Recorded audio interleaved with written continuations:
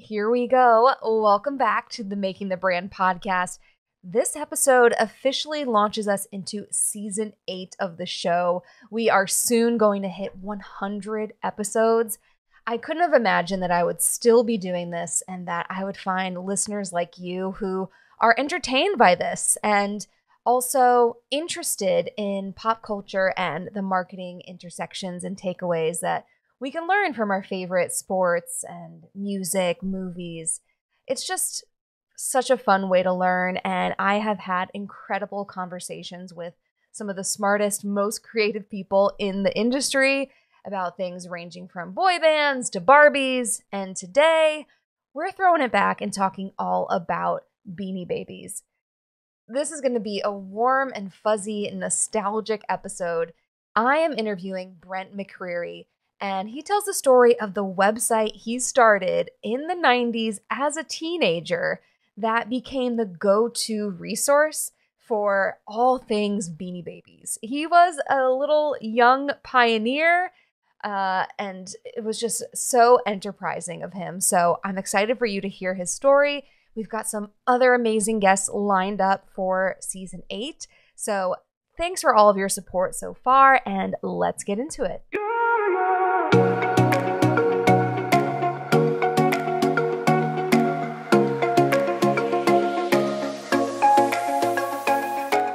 Welcome to Making the Brand, the podcast where marketing and pop culture collide. I'm your host, Brianne Fleming. I can't wait to chat about brands, boy bands, and everything in between. Because brands who have a pulse on pop culture can create adoring fans of their own. Welcome back to the Making the Brand podcast. The one thing you need to know about today's guest is that he is crazy for concerts. Literally, Brent McCreary is here, and he is at Crazy for Concerts on Instagram, where he documents all the shows he attends. And Brent, welcome to the show. You've been to over 100 concerts. So let's kick this off. Tell us what are some that you've seen just this summer. Oh my God. I have been to over 100. I've seen 20 concerts so far this year. But my favorites from the summer, the first one I think you'll agree with is the Eras Tour. Yes. The only thing anyone's talked about all summer, it feels like. I also saw Beyonce's Renaissance Tour. And I also got to go to Las Vegas for Kelly Clarkson's last night of her residency, which was truly insane and magical. Those are all shows. I mean, I did luckily get to go to the Eras Tour, but I'm kicking myself for not trying to see Beyonce. And is Kelly still doing her residency? You said it was the last night, but I know she's been in Vegas. She was in Vegas. She did 10 nights. She has moved to New York City. Her talk show is going to be here. And I've heard rumors that she may do some type of residency in the city, maybe like Billy Joel has done at the Garden, once a month for years. So hopefully we'll get to see her here in New York. Yeah, well, she's there, and you've got to go to her show and get in the crowd too. Get some tickets to that. That'll be a good time. The writer's strike is now over, so we can get that kicking off. Yeah. Yes, thankfully. So speaking of shows and speaking of tickets, this all makes sense because you are also a ticketing and revenue expert. So it's no surprise that you've snagged so many great tickets to some of these shows. Before we move on, I wanted to ask, which Eras Tour did you actually go to? Because I think the last time we were DMing, you didn't have tickets. So I want to know that story before we really dive in. The Eras Tour is the hardest ticket I've ever achieved. I saw her here in New York City over Memorial Day weekend. I had already left the city for a weekend getaway. And literally the day of, someone that I know that works at the venue was like, Taylor has some tickets left over. And I was like, I want them. I got on a train and came right to the city and went right back to vacation the next morning. See, I love the commitment. I knew that was going to be a good story. You always have to drop everything when Taylor Swift is involved. Oh, yeah. But Brent, do us a favor. Tell us more about your expertise in ticketing and revenue. And what does that really mean? And I'm dying to know some of the entertainment brands that you've worked on in your career so far. Sure. I've worked for 15 years in entertainment, primarily here in New York City on Broadway. I've been a company manager, general manager, and like you said, most recently, director of ticketing. I worked on over 20 Broadway, off Broadway, and national tours. But some of the biggest shows I worked on Harry Potter and the Cursed Child. I've worked on Wicked. I've worked on Kinky Boots, which was written by Cyndi Lauper. And I also worked on a show called If Then, which starred Adina Menzel of Frozen fame. Wow. Yeah. Quite a resume. It's all very impressive. I remember you caught my attention on LinkedIn. I just want to quickly tell that story.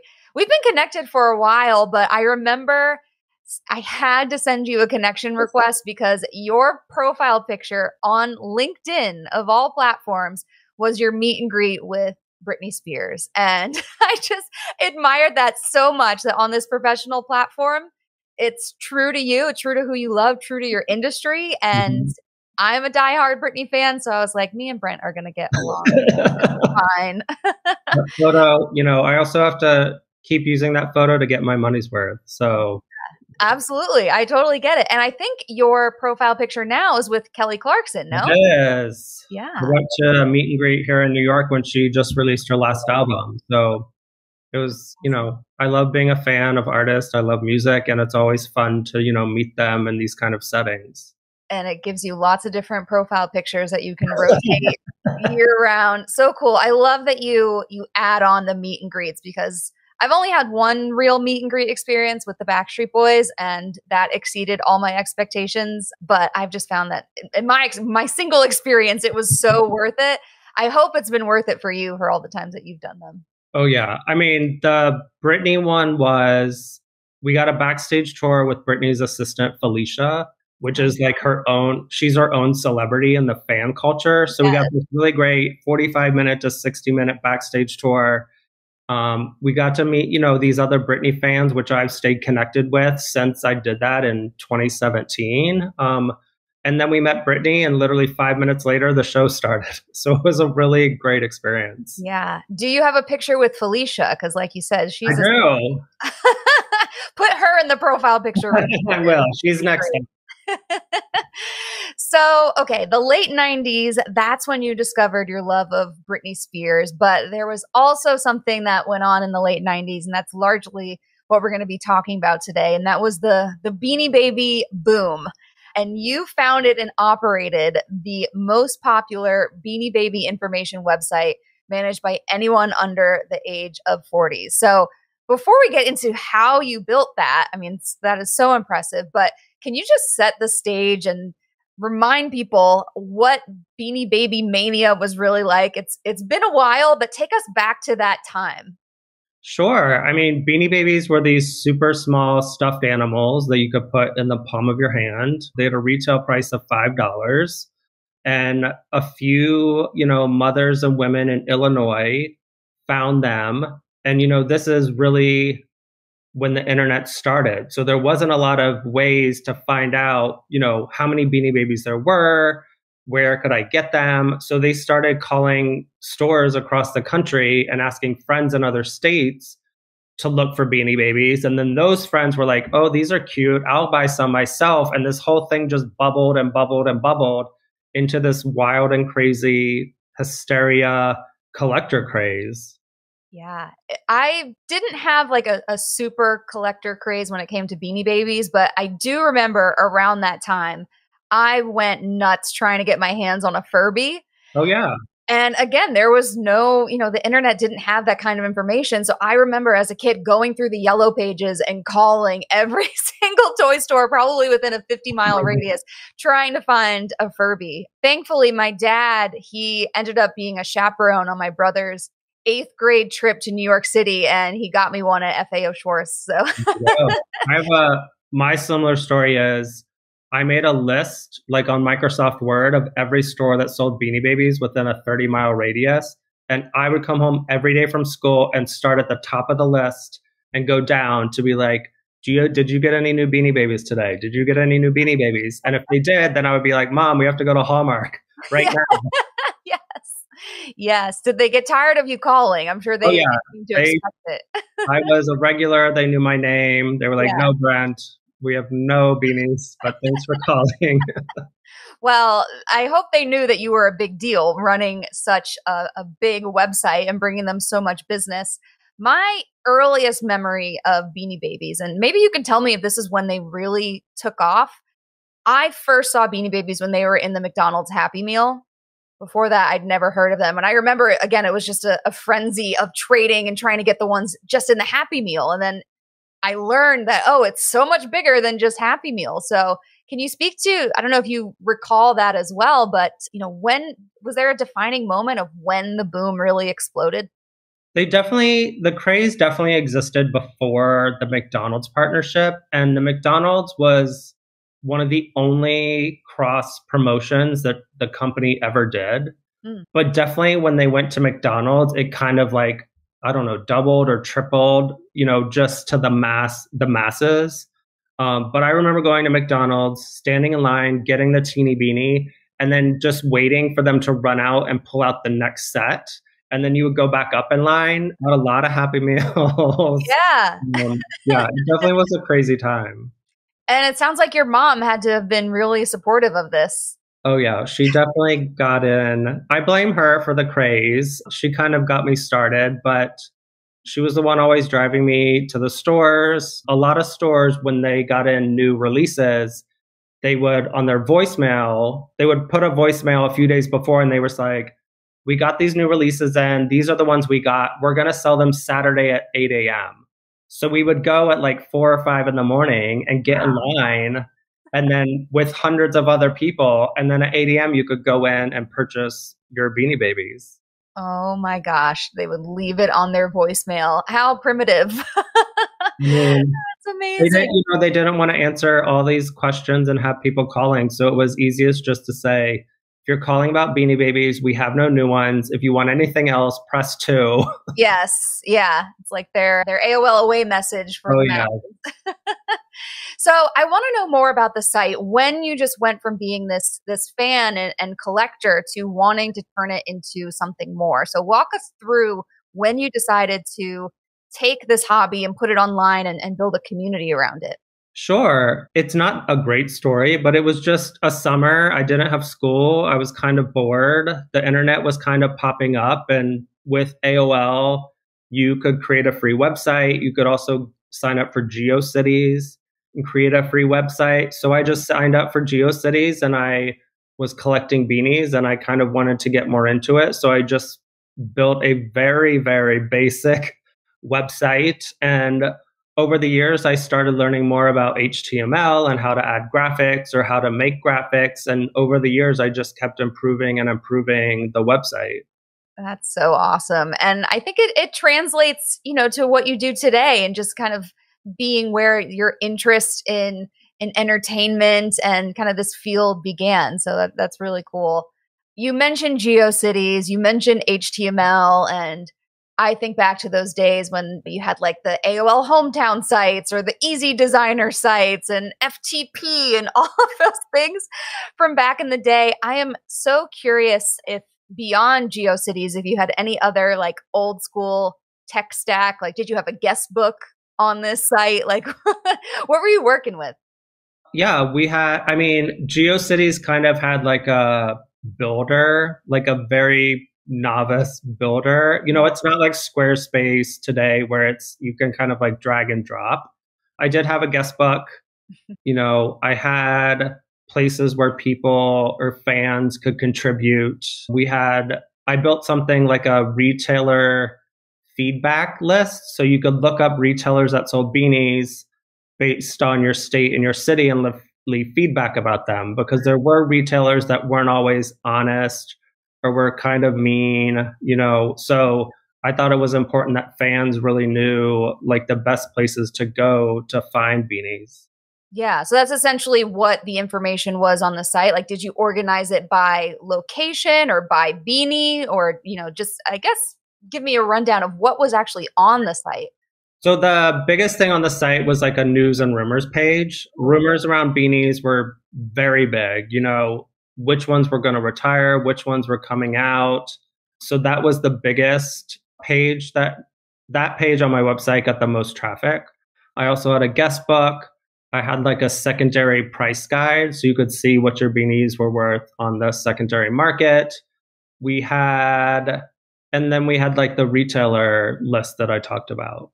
Got it. Got it. Yeah. And talking about the traffic on your site, it just brought me back to when we used to describe that as like, how many hits did your Oh, site yeah. get? Like, I feel like no one uses that term anymore. It's so nostalgic, but that's really awesome. So when you built this site, you ended up being featured in the Cincinnati Enquirer, where you're from, on March 16th, 2000, with the headline. Speaking of being a hit, a teen's a hit on the web was the headline. You brought in over 1 million visitors.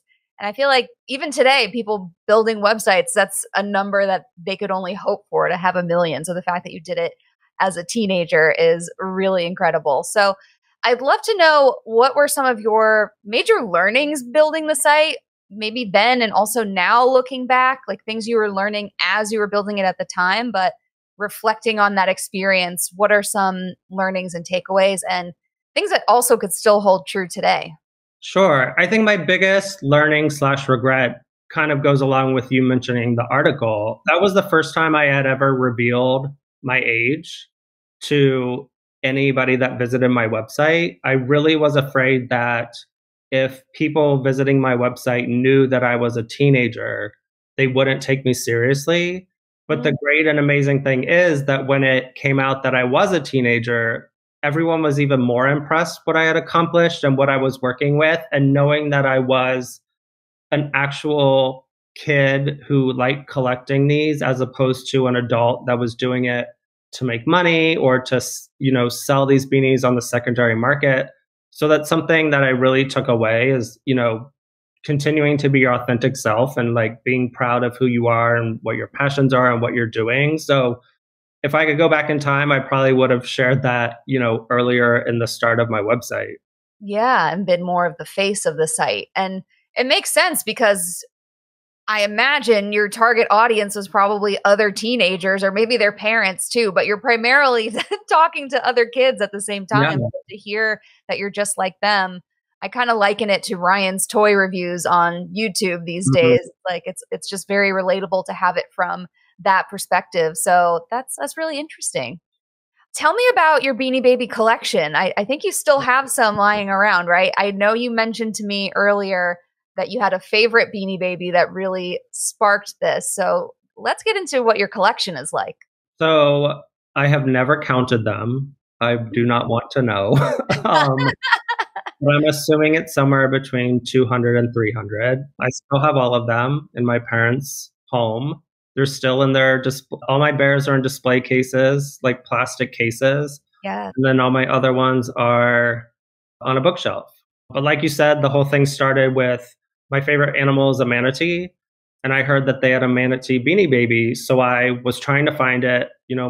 I couldn't drive at that point. So my mom would take me to these Hallmarks and they would be like, oh, we don't have the manatee, but, Oh. you know, we may get it in later. And my mom would be like, oh, well, they have this cute bear. Let's just get that one. And Yeah. then we would go to another Hallmark and be like, oh, well, they have this cute dog. So it just like built from there. Come to find out that the manatee had been retired. At Oh, the what was time, his name? Manny the manatee. Oh, right. Okay. At the time, he was probably, $300 to $500 on the secondary market. I didn't want to spend that kind of money, but I ended up finally getting one maybe 5 years ago on eBay for $7. Oh, you finally did get one to round Yeah, out the whole story. circle. Well, this may be a sensitive subject, but I did want to bring this up now that we're into this. Is it true that most Beanie Babies are essentially not worthless, but they obviously don't have the same value that they used to? So can you speak to kind of the story arc of their rise and potentially their fall? Yeah, I think so. I think it was at the end of the millennium in December of 99. Ty made an announcement that he was going to retire every Beanie Baby. And people took it seriously. And then after midnight, it was just kidding. Everything's retired, but I'm also releasing all these new ones. And I think it really just upset the collectors that you're now toying with us in a way that we don't appreciate. And I think people kind of just got, like any fad, it doesn't always run forever. And eventually, with collecting something that is always coming out with new products or designs, you eventually, you're going to run out of steam collecting them. Yeah. So, the bottom kind of just fell out of them. It's true that not many are worth anything. I just ran into a 90s toy store that I found in my neighborhood. They have Beanie Babies for $2. Oh, do they know you're a Beanie Baby legend?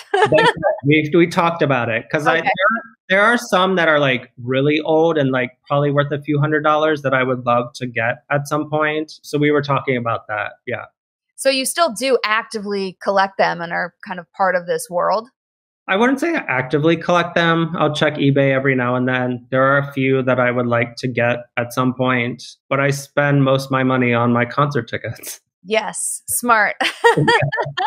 Very smart. Oh my gosh, I'm just running through my head all the Beanie Babies I had. Like I said, I didn't have a ton, but I think I did have some of the old school ones. I had Snort. Mm-hmm. I had Peanut. I think the elephant. I think I had Hippity and Hoppity and Yeah. Boopity. Yeah. Oh, good times. So, speaking of being a collector, I would just love from your perspective, why do you think collecting items and objects can be so powerful and meaningful for people? What does it represent? I think it's just, it provides people with, I don't want to say a sense of purpose, but, it provides people with a goal, especially if it's something that you're really passionate about. People have been collecting baseball cards for hundreds of years. Some wealthy people collect cars, and it gives you a feeling of accomplishment when you complete the series or when you get something that's maybe rare or valuable. And I think that's why we like collecting. And there's also a sense of community if you can meet other people with the same, kind of collector's mindset. Yeah, that's the piece I was going to bring up. I'm so glad you addressed that because, yeah, you're definitely not collecting these things alone. You can connect with other fans and avid collectors. And especially in a post internet world, you can really create friendships with people. Yeah. Has that been your experience that you've connected with some people over this shared love of Beanie Babies and had some meaningful relationships? I definitely had connections back in the 90s with some of the other website owners. It's been something that I wish I had maintained that relationship post the Beanie Baby craze. I found a few of them on LinkedIn or the internet, and it's been fun to kind of reconnect and see what people are up to. But I think once it kind of ended, we all kind of went our own separate ways. Yeah. I wonder if there's a way you can bring it back. I think about all these sitcoms that do like those rewatch podcasts, like the Boy Meets World one and stuff. I wonder if there's some kind of, Beanie Baby by Beanie Baby just kind of going through and speaking to the story behind that one. And I don't know. Could be interesting. I do have some friends that have been encouraging me to do like an immersive pop-up Beanie Baby museum and maybe like partnering. If you could get the company to partner where they actually give you all of them they've ever made, and you can actually go in and you have Instagram photo opportunities and you can see all these beanies, and maybe they can create a special one you can only buy there. But I haven't done much with that yet.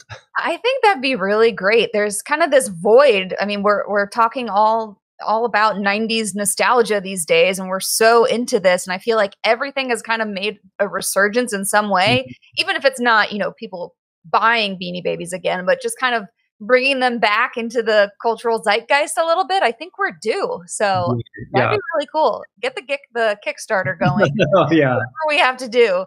So I'm curious, is there anything else that you collect today besides concert tickets and Beanie Babies? Anything else that's meaningful to you? Well, I would say I used to collect concert tickets, but one of the things that has come out of the post-pandemic world is digital tickets. So there aren't really physical tickets anymore, which has been disappointing to me because I have every concert ticket to every concert I've ever been to, and now they don't exist anymore.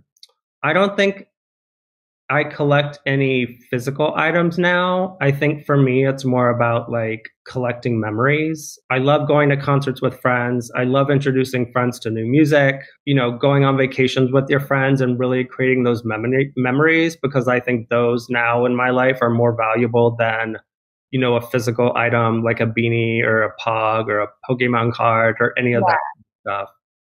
Yeah. And I mean, I agree with you. I used to collect all my concert tickets too, and then it suddenly just stopped happening. But I think one thing that is nice as far as preserving memories in this digital world is that now when people go to concerts, they'll make like this really fun reel of how it all happened. And you'll take Mhm. footage of you and your best friend, singing in the stands. And you get like these little mini digital scrapbooks of that experience, even though you don't have the ticket stub to put in that scrapbook, but it's kind of like this nice compilation of that memory to look back on. So I know that can be really fun and a bit of a comfort, but I do miss those print ticket stubs as Yeah, well. I do.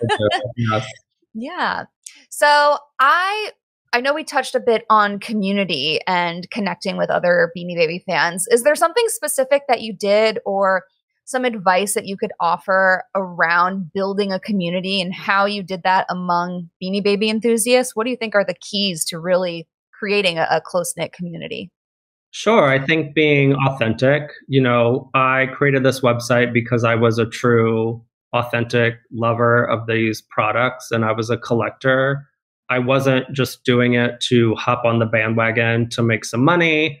So, like I said, we had a message board that I would also actively participate in. And I think people liked the person who ran this website, like going back and forth and answering questions or like giving tips or advice on how to find beanies.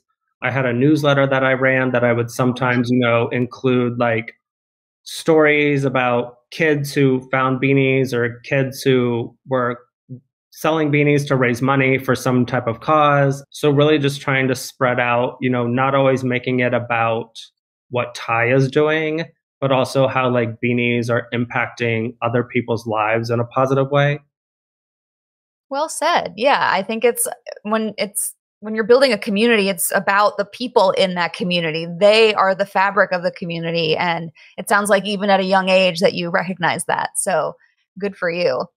So, when we talk about building community and building websites and all of these things today, I think a lot of people in the back of their mind, they want to think, how can I take this hobby and potentially monetize it?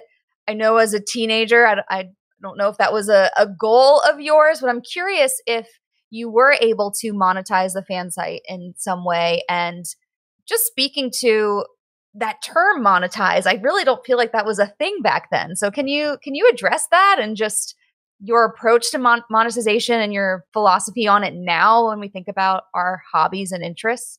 Sure. I mean, I definitely didn't start out to make any money with this website. Like I said, I was just a fan and a collector, and I wanted to kind of see what I could do with this free website. But I did, during collecting, I got a few extras. We called them doubles of Beanie Babies. So when you already had and you had two or three extras. So I would sell some of them through my website. But I did get to a point where I would sell advertising space on my website and in my newsletters to other websites that were actually secondary market resellers that were selling beanies. So they would either pay me in cash to put a banner on my website, or we would barter advertising for tag protectors or the plastic boxes, or I would barter for beanies I didn't have. So one of the ways I got all the international bears is I would barter advertising in exchange for these international bears, which were at the time costing hundreds of dollars. Yeah. But as you said, in the early 90s, digital advertising wasn't even a term. Yeah. So I wasn't able to tell them click through rate or conversion rate or, any of the metrics that we know today because they didn't exist. It was just pay me X amount of money and I'll put your banner here for a month. And that was the extent of, the contract. Yeah. Huh. Well, good for you. I mean, to have a newsletter at that time as well. Do you remember how you distributed that newsletter? I think there was a website or a company that would like facilitate it. But I don't have a memory of what their name was. Yeah. Again, it's so ahead of its time. So good for you. That's really awesome. So now you're building Crazy for Concerts. It's been really fun to follow that. I'm curious on just your philosophy on having hobbies. Does everything need to be monetized? Should we be thinking about that? Or should some things just be for fun? I think things should just be for fun. I'm not looking to monetize Crazy for Concerts in any way. I just really wanted an Instagram account where I could share my concert going experience, maybe meet other fans of the artist I'm seeing, maybe make some new friends or acquaintances. But maybe one day an artist or a venue will see my page and be like, hey, here are some free tickets. So come see the show. So that's probably my biggest hope out of that account. But I really just do it because I have a passion for concerts and it's something I love doing. And I want to share that with other people that have similar passions. Yeah, and it shows. I do love following it. Again, I love all your meet and greet pictures and just how you are unapologetic about sharing those types of things Yeah. with your other fans. So it's really refreshing. I'd also love to pick your brain just thinking about fan behavior. I mean, again, in the late 90s, the things you were doing were so novel and so new at the time. So I'm curious what your thoughts are on how fan behavior has changed from then to now. And do you think some of the foundations and, elements of being a fan still hold true, or what have been the biggest differences today? I think social media has played a huge part in it, probably more for the negative. It's good because you can find other fans to like chat with or meet. Like I said, there are people I met at the Britney meet and greet that I still talk to today, which has been really great. But I also think social media has created a space where there's been like fan wars where, oh, you like this artist, so you're not allowed to like this other artist because there's a rumor that those two artists don't like each other. Yeah. And, it can get really nasty, for lack of a better word, online on X or Instagram with fans going back and forth, like protecting their artist.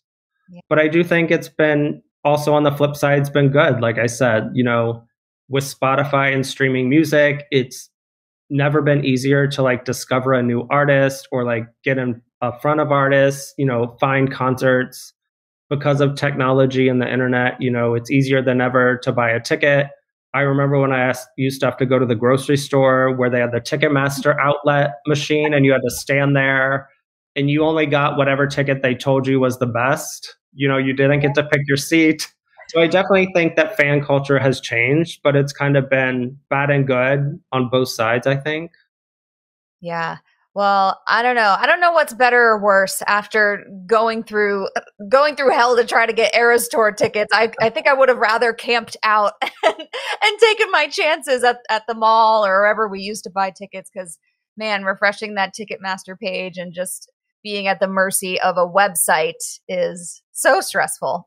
No, and one of the things I do think that there should be a way to buy a ticket at a physical box office and not pay the fees. But when you have these massive, massive artists go on sale, they typically say all tickets are online only the first day. Yeah. Which I think is, frustrating, especially as someone who lives in a major city where I could walk to the venue and happily stand in line for a few hours. I think that's a missed opportunity.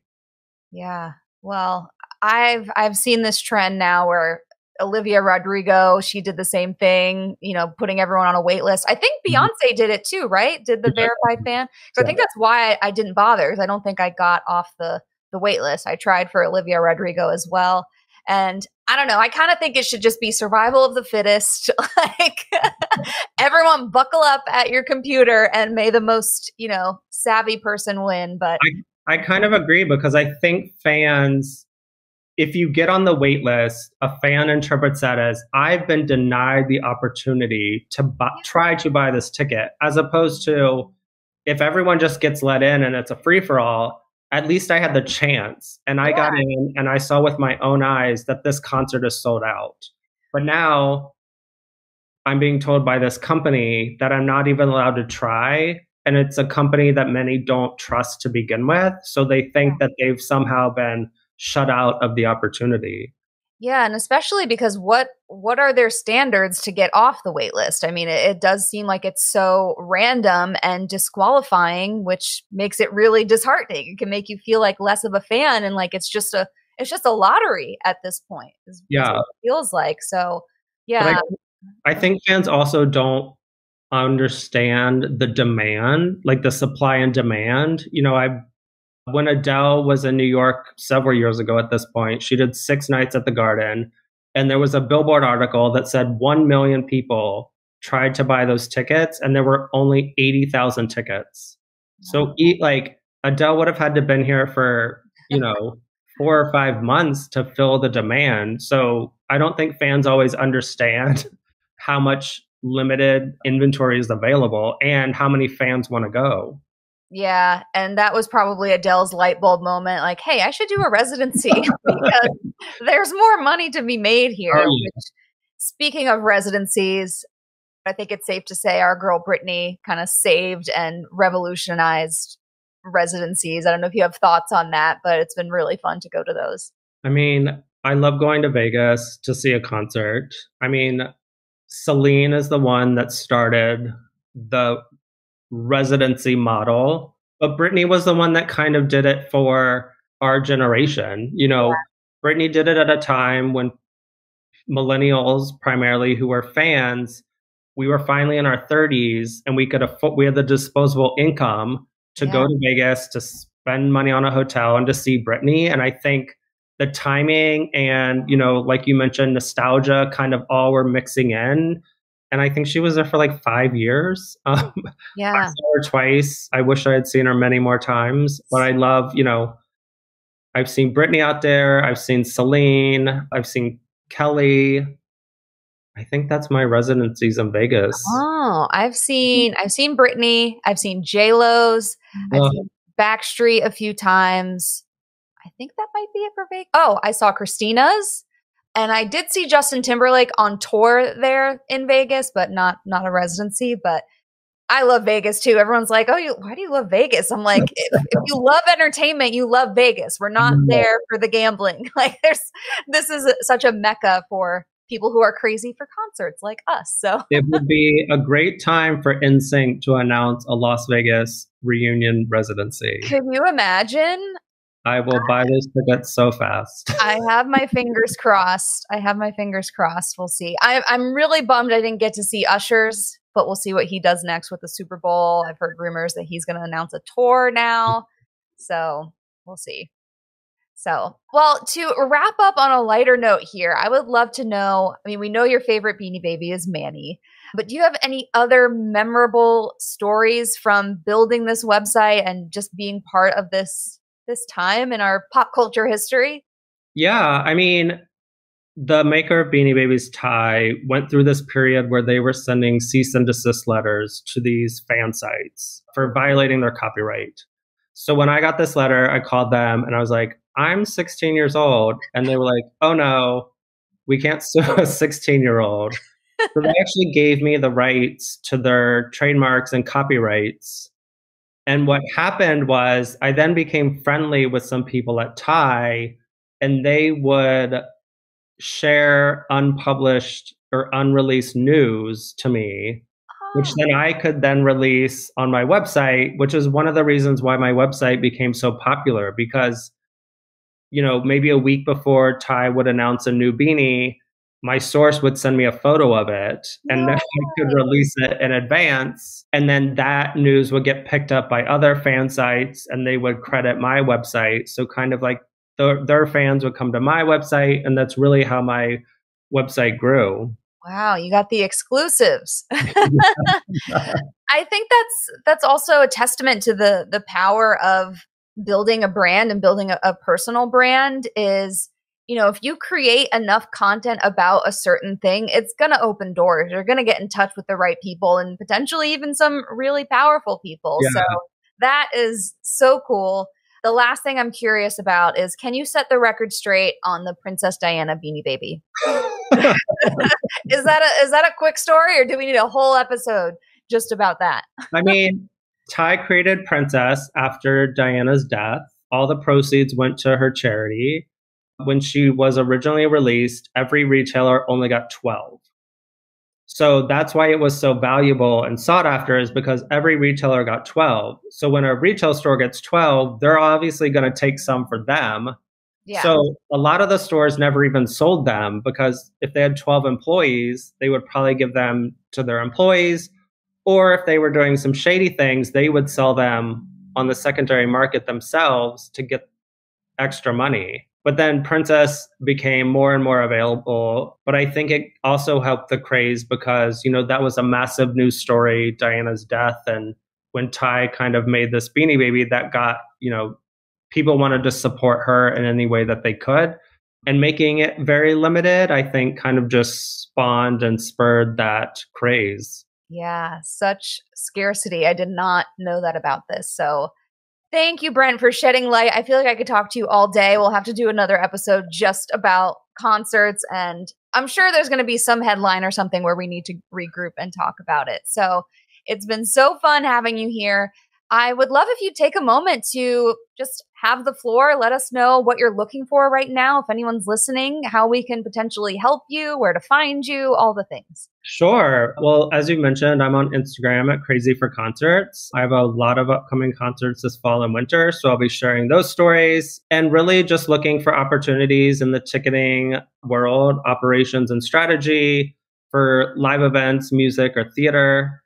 I think my dream role would be to be director of ticketing for Britney or Lady Gaga. So if anyone has any connections, I would love to hear them. Yes. I don't know. Maybe a move to Vegas is in your future. I would certainly come visit. Brent, it's been on my mind. So fun. Thank you so much. And again, I appreciate you sharing your expertise with us today. This has been great. Yay. Okay, bye. Bye. If you're a fan of this podcast, be sure to subscribe, or better yet, leave a review. For marketing wisdom with a pop culture twist sent straight to your inbox, sign up for my newsletter at briannefleming.com/newsletter, or find me on Twitter at Brianne2K. As always, thanks for listening.